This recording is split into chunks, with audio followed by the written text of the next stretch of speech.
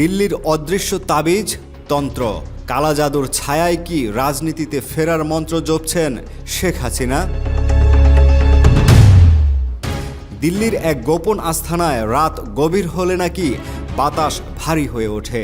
ফোনের ওপারে ভেসে আসে পুরনো স্লোগান, হারানো ক্ষমতার স্মৃতি আর ভবিষ্যৎ ফেরার আশ্বাস।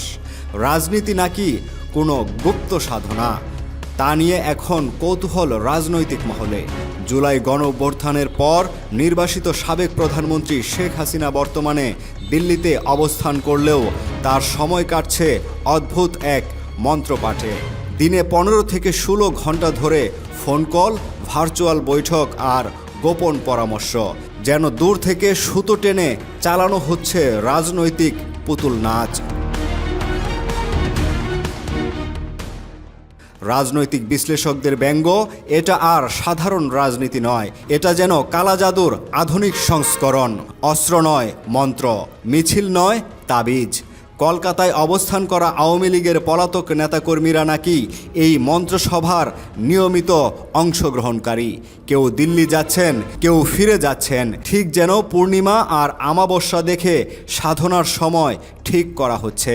সাবেক মন্ত্রী, এমপি, জ্যেষ্ঠ নেতাদের দিল্লি ডেকে পাঠানোকে কেউ কেউ বলছেন রাজনৈতিক হোমযজ্ঞ। একসময় ক্ষমতার মসনদে বসে রাষ্ট্র চালানো দলটি এখন নিষিদ্ধ। ছাত্রলীগ নামের এক সময়ের শক্তিশালী সংগঠনও এখন ইতিহাসের পাতায়। তবু আশ্চর্যভাবে অনুতাপ নেই, আত্মসমালোচনা নেই, বরং দাবি আমরাই ঠিক ছিলাম। রাজনৈতিক ব্যঙ্গকারদের ভাষায় এটা কালা জাদুর প্রথম শর্ত, নিজের কখনো ভুল স্বীকার করতে নেই। নিষিদ্ধ ছাত্র সংগঠনের এক নেতা গর্বের সঙ্গেই বললেন, শেখ হাসিনা নিয়মিত নেতাকর্মীদের সঙ্গে যোগাযোগ রাখছেন, ভবিষ্যতের সংগ্রামের প্রস্তুতি নিচ্ছেন। তার কথায় আশাবাদের সুর, আমাদের নেত্রী বীরের বেশে ফিরবেন। এই বক্তব্য শুনে অনেকেই মুচকি হেসে বলছেন, বীরের বেশে নয়, হয়তো কোনো অদৃশ্য মন্ত্রের ভরসায়।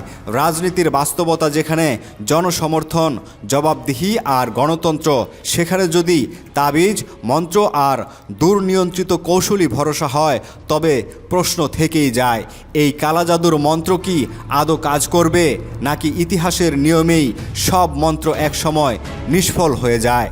দিল্লির সেই গোপন ঘরে হয়তো এখনও ফোন বাজে, কিন্তু বাংলাদেশের রাজনীতি আর আগের মতো সহজে বশ মানে না। এই সংবাদটি শুধুমাত্র বিনোদনের জন্যই তৈরি করা হয়েছে, তবে রূপকভাবে সাবেক প্রধানমন্ত্রীর বর্তমান কার্যক্রমকে উপস্থাপনের চেষ্টা করা হয়েছে।